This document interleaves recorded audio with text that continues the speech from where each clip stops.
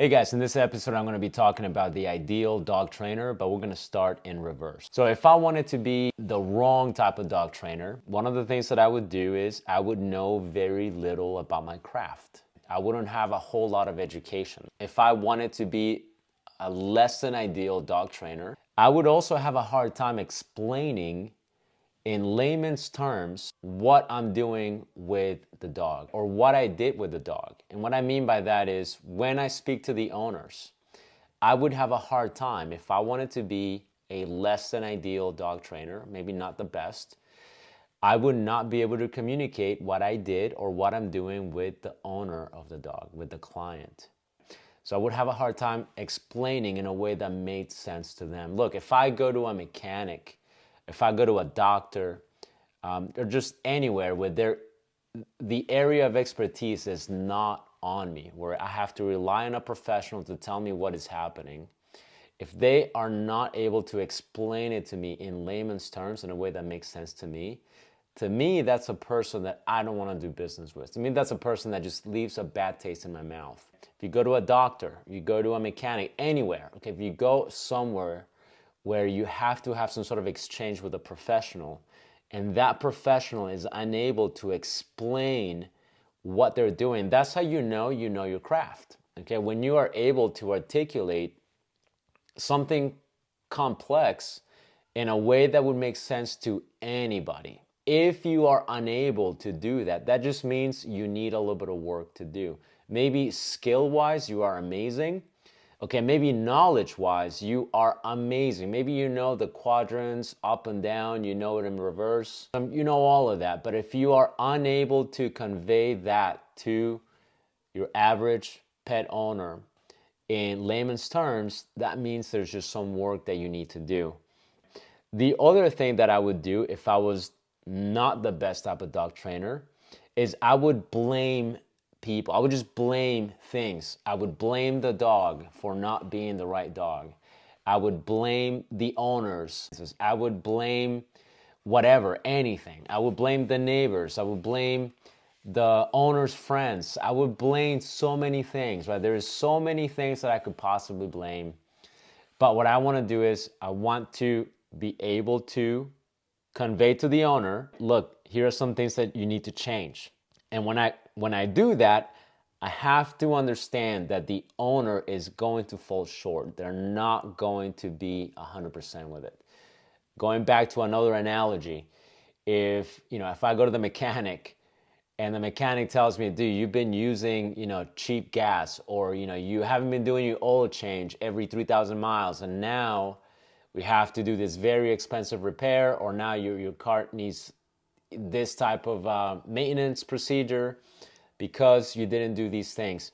Look, the mechanic is the professional. I'm not a mechanic. I don't claim to be. I can only change a few things. I can change my oil. I can do very basic things.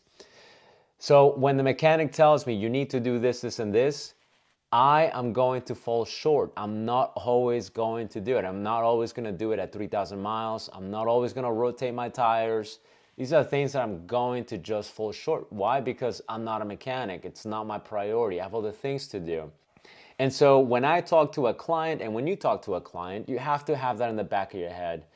They're going to fall short. So what do? You just give them extra. Tell them, look, I need you to be consistent, ridiculously consistent for like a year. That means no compromise. You cannot slack.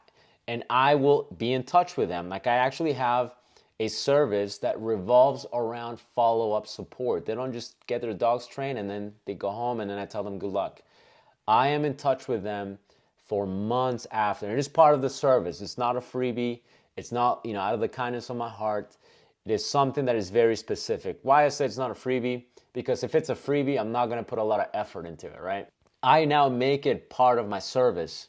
You're going to get your dog trained, whether we do private lessons or boarding and training, but it is part of the service. You're going to get these many months of support where there are going to be check-ins, and I already have it on my calendar. Okay, I know when it ends.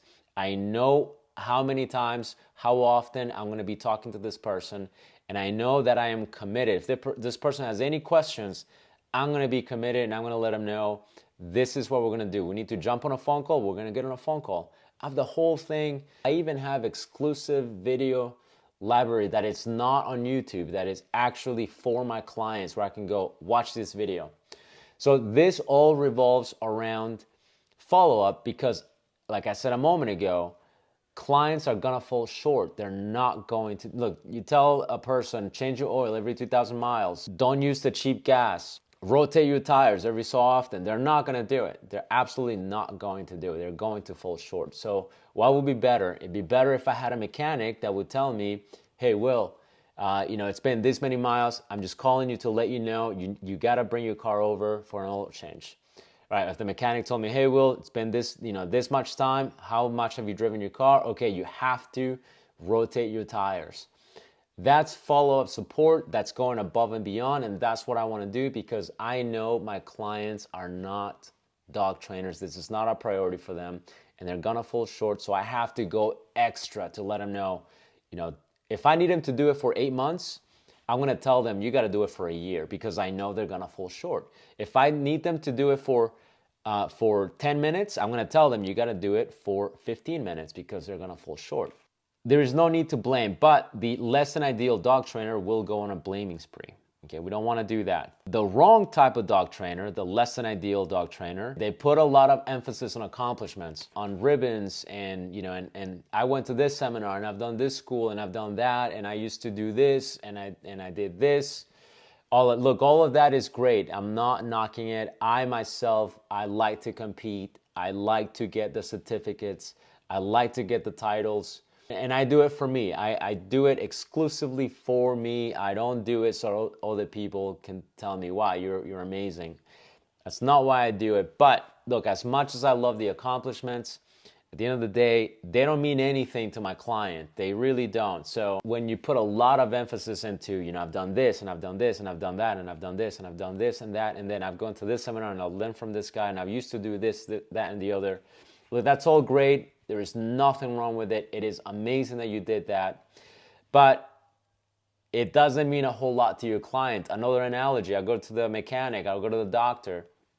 Look, if I need something fixed, if I need my shoulder adjusted, I'm not gonna look at the guy's plaques. I'm not gonna look at their certificates. I'm gonna do research on that person, and I'm going to definitely make sure that there is evidence of knowledge and experience.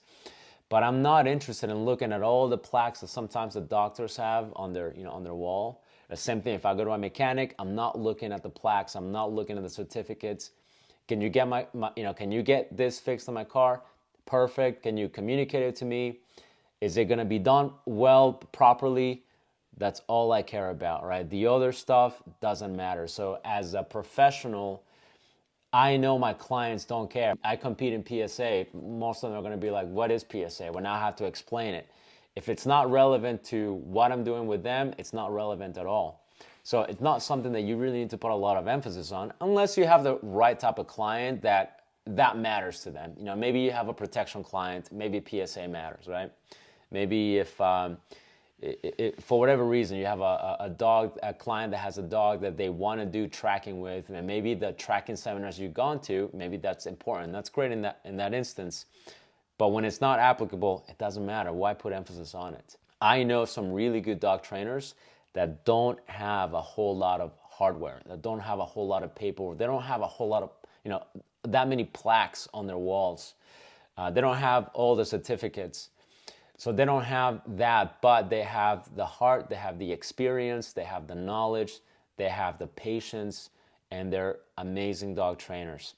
And I know people that have all the certificates, they've gone to all the seminars, they've done this and that and the other, and they could be a little bit better. So these are things, in my opinion, would make you not the best dog trainer. So how do we become better is by not putting a lot of emphasis on these things, by focusing on the client, by focusing on communication, by focusing on service delivery, follow-up.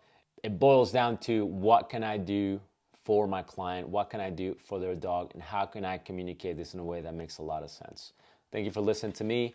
I got this from this book. Some dude wrote it, Selecting the Right Dog Trainer. It's all right. I would check it out. See you guys in the next video.